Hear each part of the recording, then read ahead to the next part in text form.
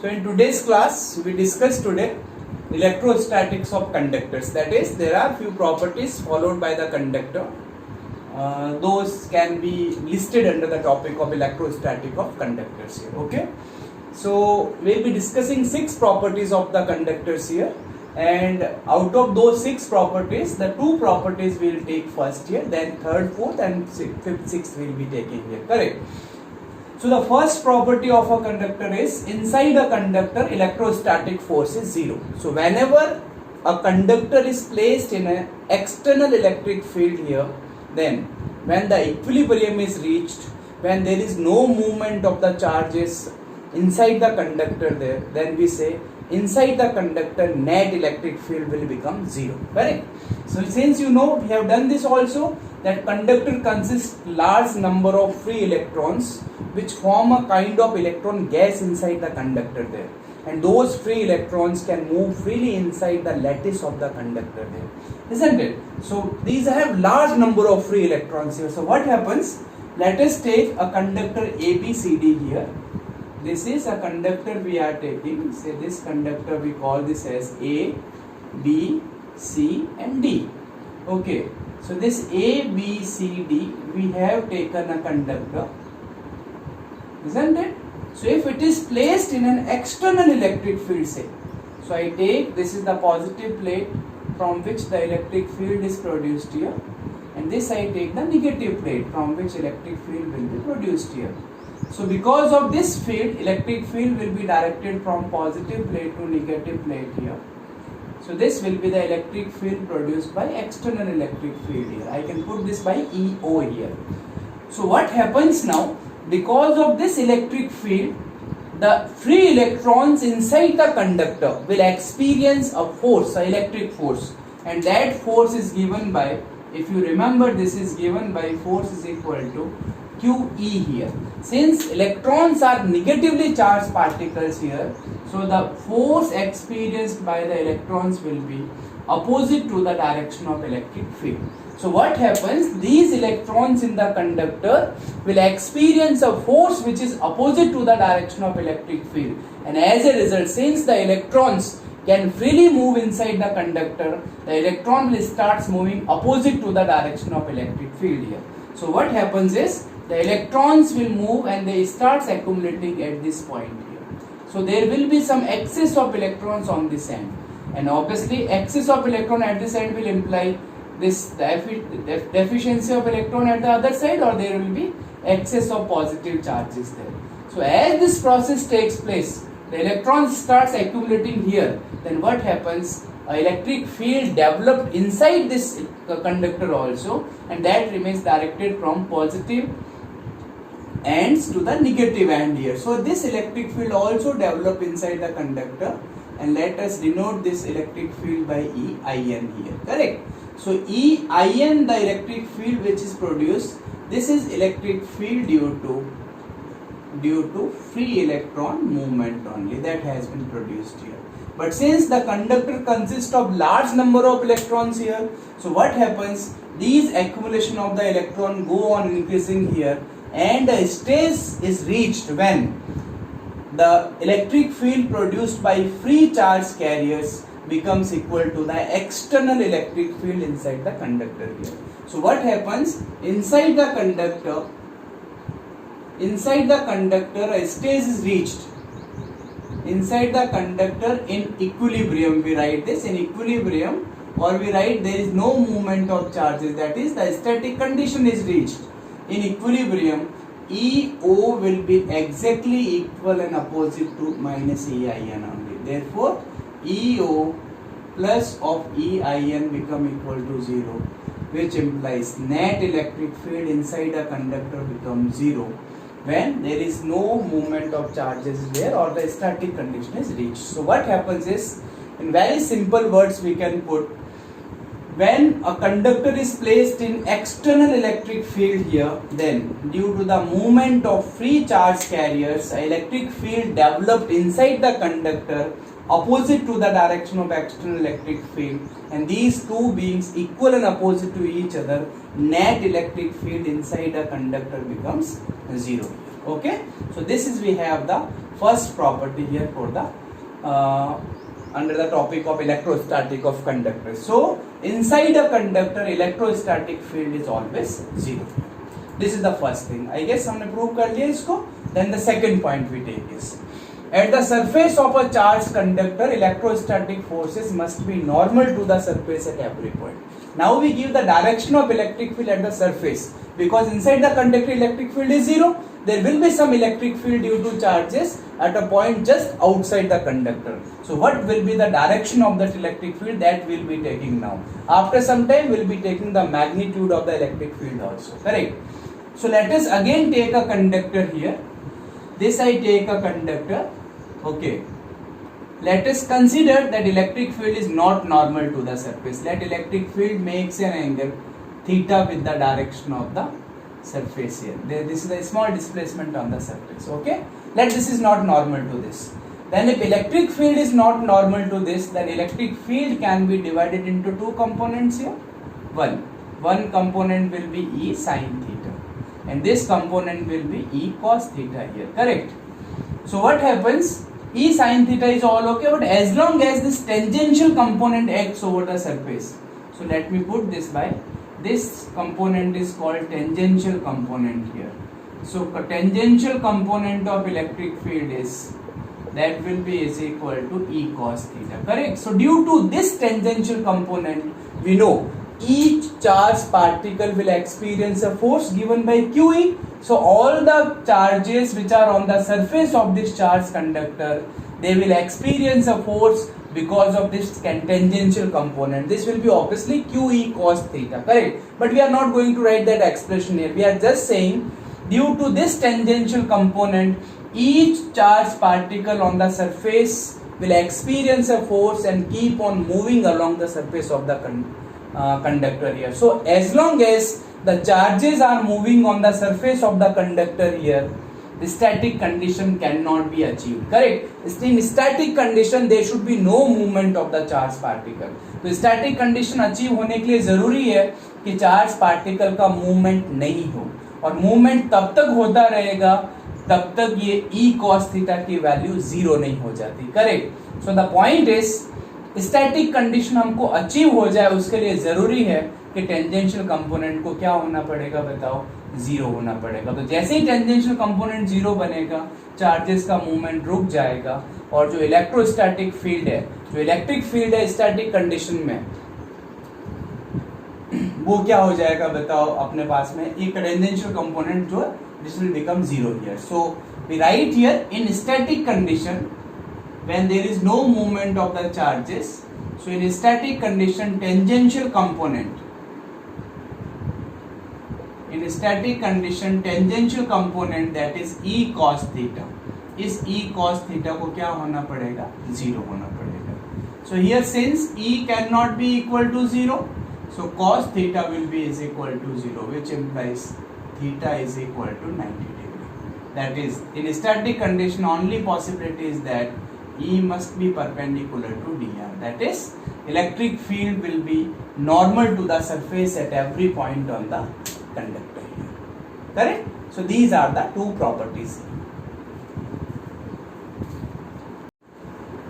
Now we take property number 3 of the conductors here. That is, interior of a conductor can have no excess charge carriers in the static situation here. Correct? So how to prove this? The simple meaning of the statement is whenever some charge is given to a conductor, all the charges will remain on its external surface here, है ना, outside रहेगा, अंदर कोई भी charges उसके नहीं जा सकता. क्यों नहीं हो सकता ऐसा? तो हम prove करेंगे. Correct? So let us take this to be a conductor here. Correct? This I take a conductor.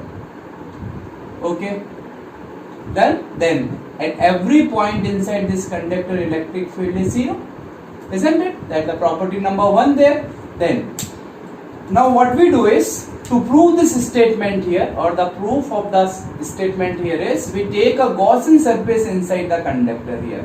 So let me take a Gaussian surface here. This I am taking the Gaussian surface. You must be knowing what is Gaussian surface at which the Gauss law can be applied. So this I take a closed Gaussian surface inside this conductor here. Correct? So now using Gauss law on this Gaussian surface. So Gauss law implies we have this electric flux, that is surface integral of electric field around a closed surface is equal to qin upon epsilon 0 here, isn't it? Okay, so for this closed surface, what is electric field here is, then you say electric field is 0. So this whole term becomes 0. So that becomes qin upon epsilon 0, which implies qin becomes is equal to 0. That is, inside this Gaussian surface no charge is enclosed here. So because inside a conductor electric field is always 0, therefore there must be no excess charge inside this conductor. Now this Gaussian surface can be made as small as possible and still electric field will continue to be 0 only. So we say whatever be the conductor here, whatever you give the excess charge to the conductor, charge inside this conductor will be 0, and whatever charge you are giving, that will remain on the outer surface of the conductor. That is, no charge is enclosed here. No charge is enclosed or no charge remains inside the conductor. और इसका मतलब होता है charge will reside on the outer surface. Reside on the outer surface. Correct? This is how we do this. Similarly, a very simple example of this. Suppose a conductor has cavity inside this. Okay, this is the conductor here, and similarly, if this has a cavity for the conductor here, then you can take a small Gaussian surface inside this conductor, and since electric field is equal to 0 here, so inside this cavity also, since electric field is 0, there will be no excess charges here, and charges has to remain on the outer surface here. So with the advanced mathematics, we can also prove that whatever you give the charge to the conductor, they will remain on the outer surface only, and the cavity inside the conductor, here also the electric field will remain 0. Okay, so when a conductor with the cavity is placed inside an external electric field here, then inside the cavity electric field is also going to be 0 here. So inside a conductor, as well as if a cavity is there inside the conductor, the electric field is going to be 0. So obviously this can be proved with some little more advanced mathematics here, correct? But in this chapter, in this topic, we are going to remember this. For a conductor, E is 0 everywhere inside this, but if it is a cavity is there, then also electric field is 0, and no charge can remain in the inner surface, that has to remain on the outer surface of the conductor here. This is property number 3 for the conductor. Then we come to the property number 4 here, correct? Electrostatic potential is constant throughout the volume of the conductor and has the same value as inside on its surface. In very simple words, if I tell you, if this is a conductor here, on the surface if the potential is 5 volt, then at every point inside this conductor the potential is going to be 5 volt only. It means the potential at every point inside the conductor is same, and also it has the same value as it has on the surface only, correct? This is what the statement says. Electrostatic potential is constant throughout the volume of the conductor and has the same value as inside on its surface only. मतलब surface और अंदर की सब value same रहते हैं. ये भी हम बहुत अच्छे तरीके से prove कर सकते हैं. So how to prove this? Let me tell you this. Okay. So see. Now we again take a conductor here. Okay. So on the surface of the conductor, tangential component here. Okay. Let me tell you. This is tangential component. So tangential component of electric field. Tangential component of electric field is 0 on the surface, okay, and at every point inside this electric field is 0, isn't it? At every point inside this electric field is 0. So if I take 2 points inside this conductor, correct, this is point 1, this is point 2 and this is point 3 I take here, correct. So first you take for 2 points, for 2 interior points I take here, correct. So for 2 interior points you can tell, since E is equal to minus dV upon dr here, so I can say E is equal to 0 for both the points here. So I say 0 is equal to minus dV upon dr. It means dV is equal to 0, or you can say V is equal to constant. Correct? First thing.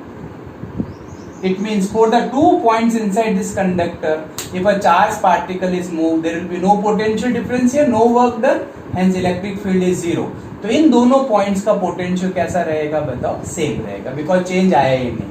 ठीक है. Similarly for point 2 which is here and point 3 which is on the surface. Okay, point 2 and point 3 there is a similar, you can write since E is equal to minus dV upon dr, and for these 2 points also 2 and 3 you can see electric field abhi bhi 0 hai, so this becomes 0 is equal to minus dV upon dr, or you can directly put this as V is equal to constant here. It means V जो होगा that will remain constant between the 2 points 2 and 3 also.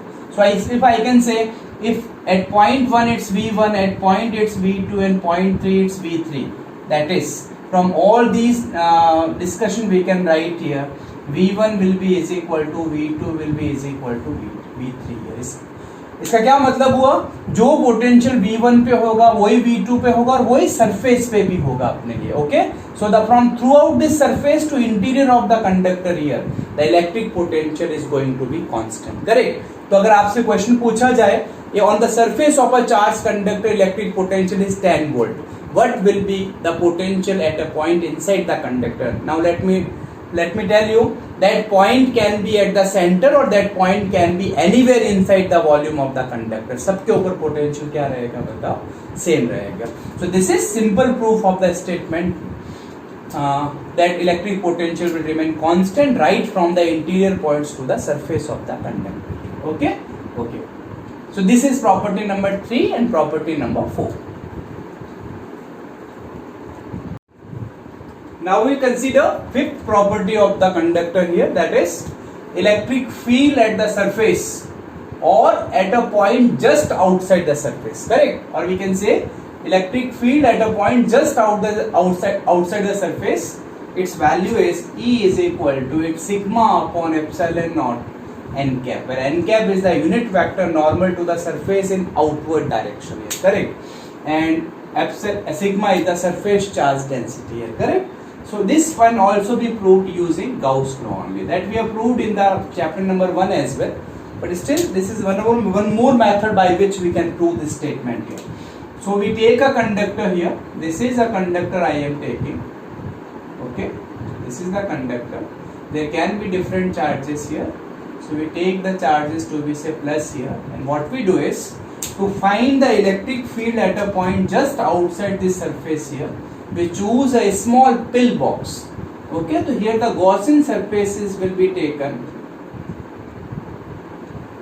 Gaussian surface will be taken in the form of a pill box. Pill box means a small cylindrical box we are considering here. Okay, so what is Gaussian surfaces? We are taking this to be a small pill box. Pill box of cross sectional area delta S.